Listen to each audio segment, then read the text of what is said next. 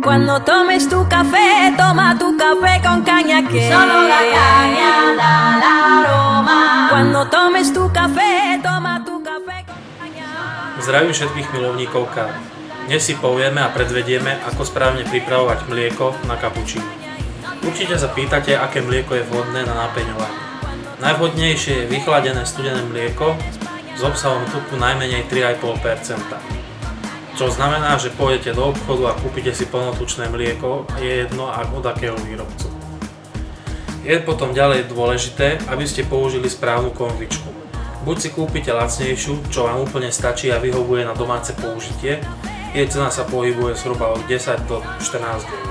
Alebo si vyberiete profi konvičku, najlepšie Alézy, Motta alebo túto, ktorú máme momentálne práve tu, je to Ilza. Tam sa cena pohybuje troška vyššie, je to zhruba od tých 25 do 35 eur. Pred napeňovaním je veľmi dôležité, aby ste si z trysky odpustili nakondenzovanú vodu, ktorá sa nazbiera počas predchádzajúcich napeňovaní, a aby tá tryska bola úplne čistá, bez žiadnych zvyškov mlieka.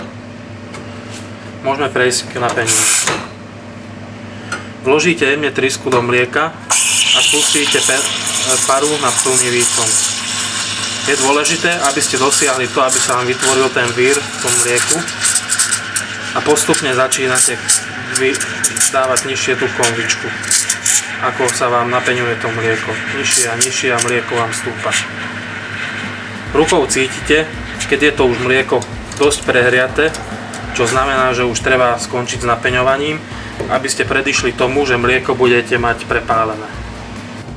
Správne napenené mlieko by malo mať teplotu zhruba 60 a 70 stupňov, ktorú si môžete poľahky odmerať špichovým alebo iným teplomerom.